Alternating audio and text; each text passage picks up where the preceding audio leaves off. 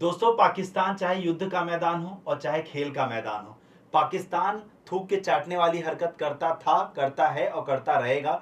वो अपनी आदत से कभी भी बाज नहीं आने वाला है। एक बार फिर से एक ऐसा वाकया आप लोग के सामने आ चुका है। शायद आप लोग इस बात से वाकिफ होंगे कि T20 का वर्ल्ड कप चल रहा है, जिसमें पाकिस्तान और इंडिया के बीच 15 फरवरी को खेला जाने वाला था कोलंबो के अंदर, कोलंबो यानी श्रीलंका के अंदर मैच। लेकिन पाकिस्तान पिछले एक डेढ़ महीने से ये कहता आ रहा था कि हम इंडिया के साथ कोई क्रिकेट मैच नहीं खेलेंगे और हम बाइकॉट करेंगे इंडिया का।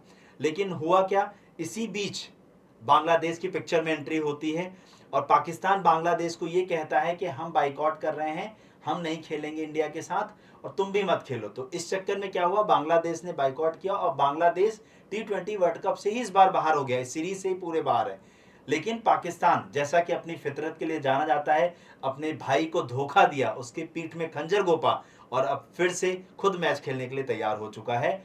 तो कल देर रात जो है मीटिंग चली है आईसीसी की, बीसीसीआई की, पीसीबी की और बांग्लादेश क्रिकेट बोर्ड यानी बीसीबी भी उसमें शामिल था। तो जब इन चारों बोर्ड मेंबर्स की कल रात मीटिंग हुई है और इसमें जब प्रेशर बनाया गया पाकिस्तान के ऊपर, तो पाकिस्तान ने बैकफुट पे चला गया और हामी भर दी है कि अब हम जितनी भी सीरीज के अंदर मैच मेरे जिस भी टीम के साथ होने वाले थे, चाहे वो इंडिया के साथ हो और चाहे किसी और देश के साथ, अब मैं वो सारे के सारे मैच खेलूंगा। हालांकि कल की मीटिंग के बाद जब ट्वीट आया तो एक राहत की बात बांग्लादेश के लिए भी देखने को मिली कि बांग्लादेश के ऊपर किसी प्रकार की कोई पेनाल्टी इंपोज नहीं की गई है और ये बांग्लादेश के लिए अच्छी बात है। हाँ, उसे ये जरूर चेताया गया है कि इस बार तो आपने ये गलती कर दी है, आइंदा आप ऐसी कोई गलती मत करिएगा। वो देश जो खुद ही भिखारी है, वो देश जो खुद भीख मांग के खा रहा है, उस देश की कही गई बात में आप आ कैसे सकते हो?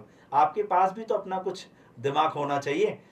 पाकिस्तान की हालत तो आप अच्छे से जानते हैं, बेगर्स कांट बी चूजर।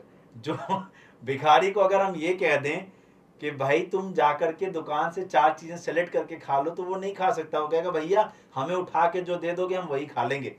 तो पाकिस्तान की हालत से हर कोई वाकिफ है और इनको तो आप लोग अच्छे से पहचान रहे होंगे। ये मोहसिन नकवी जी हैं, ये वही हैं जब एशिया कप में भारत जीता था और एशिया कप में हैंडशेक करने से मना कर दिया था भारत ने।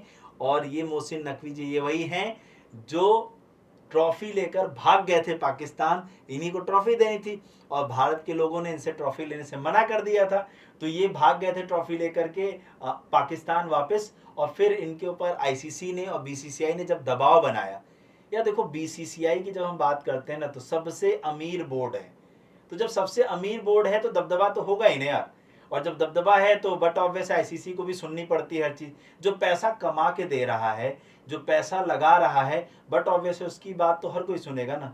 तो बस वही हुआ, जब दबाव बनाया गया तो इन्होंने ट्रॉफी को कहाँ भेज दिया, दुबई भेज दिया था। उसके बाद जो है ट्रॉफी इंडिया वापस आई थी।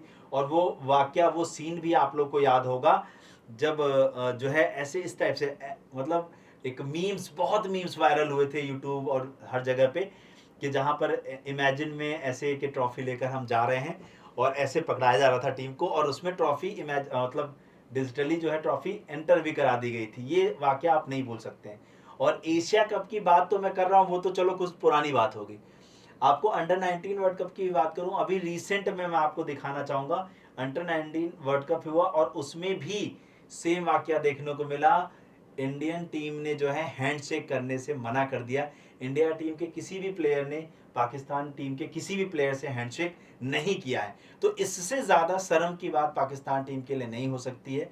तो हुआ क्या, इन लोगों ने जब कल मीटिंग हुई है, या जो इससे पहले ये मांग उठा रहे थे, ये कुछ मांग उठा रहे थे। इनकी मांग थी कि जो भी इंडिया और पाकिस्तान के मैच होते हैं, आप लोग को पता है कि इंडिया पाकिस्तान के जब भी मैच होते हैं तो पूरी दुनिया जो है इन मैचेस को देखती है। और जब पूरी दुनिया इन मैचेस को देखती है तो बट ऑब्वियसली इससे सबसे ज्यादा रेवेन्यू जनरेट होता है।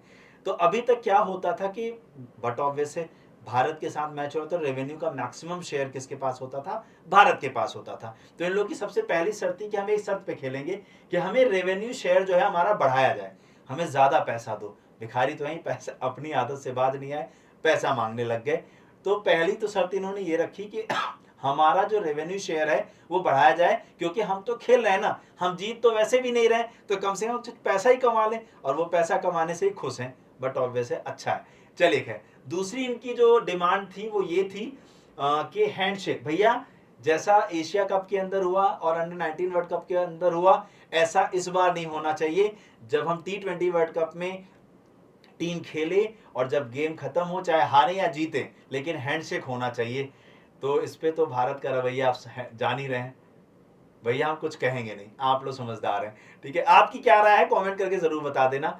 और तीसरी जो इन्होंने डिमांड रखी थी वो ये रखी थी कि हमें इंडिया, पाकिस्तान और बांग्लादेश के बीच में ट्रायंगुलर सीरीज हो जिसमें हम लोग खेलें, बट इसका अभी कोई डिसीजन सामने नहीं आया। आप लोग इन्हें जानते होंगे, अमित शाह जी के बेटे जय शाह जी हैं जो आईसीसी के चेयरमैन हैं, और आप इन्हें भी पहचानते होंगे, पीसीबी क्रिकेट बोर्ड के चेयरमैन हैं।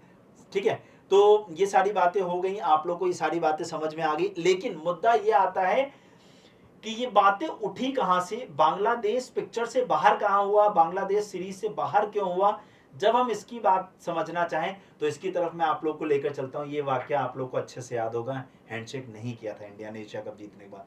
चलिए, तो कंडीशन या जो बात है वो शुरू होती है आप लोगों की कहां से, जब बांग्लादेश में हिंदुओं के ऊपर अटैक किया जा रहा था, जो वहां पर माइनॉरिटी में हैं, और उनके ऊपर जब अटैक किया जा रहा था, उन्हें मारा जा रहा था बर्बरता से, तब ये बात वहां पर शुरू होती है, वहां पर ये बात वहां से उठती है। तो हुआ ये कि आप लोग को पता है कि इंडिया के अंदर हर साल आईपीएल खेला जाता है, तो हर देश की टीम के प्लेयर्स आते हैं इंडिया के आईपीएल में खेलने के लिए, क्योंकि मोटा पैसा यहाँ पर है और मोटा पैसा कमाते हैं वो लोग।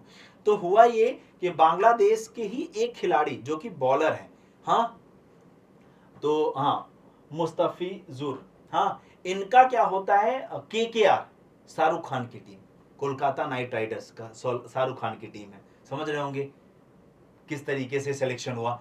तो इन्हें जो है, इनका सिलेक्शन होता है, इकलौते प्लेयर बांग्लादेश के जिनका सिलेक्शन होता है। अगर मैं आपको बताऊं तो इनका सिलेक्शन जो है वो 9.2 सीआर रुपए में होता है, और बाकी बांग्लादेश का कोई भी प्लेयर जो है वो सिलेक्ट नहीं होता है। तो बहुत सारा जब इनके ऊपर प्रेशर बनाया गया कि क्या टीम के ऊपर कि ऐसा कैसे हो गया, उस वक्त हिंदुओं को वहां पर मारा जा रहा था, बांग्लादेश में उन्हें सताया जा रहा था, और आप जो है बांग्लादेश के प्लेयर को जो है सेलेक्ट कर रहे हो और उनके क्रिकेट बोर्ड को अमीर बना रहे हो। तो ऐसा कहने के बाद केकेआर ने है जो है वापस बाइकआउट कर लिया था, और केकेआर ने इनको ड्रॉप कर दिया। तो फिर जब ये केकेआर से ड्रॉप हुए तो आप लोग को पता है पाकिस्तान क्रिकेट लीग भी होती है, पाकिस्तान सुपर लीग होती है, पीएसएल होता है, तो वहां पर फिर इनका सिलेक्शन होता है, और इनको लगभग 2 करोड़ के आसपास की जो आमदनी मिलती है, और इनका बहुत सारा लॉस होता है। तो आप सभी लोगों का क्या कहना है इस पूरे वाकये पर, पाकिस्तान की जो रवैया रहा है, जो बांग्लादेश को धोखा देने की उसकी नीति रही है, जो हमेशा से वो करता आया है, इस पर आपके क्या विचार हैं। दूसरा, आप इंडिया और पाकिस्तान का जो मैच होने वाला है 15 फरवरी में, उसके बारे में क्या विचार रखते हैं।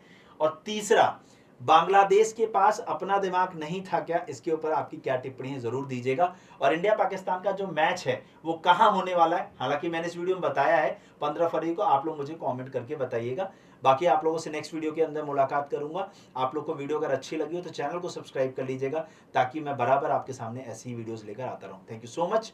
जय हिंद, जय भारत।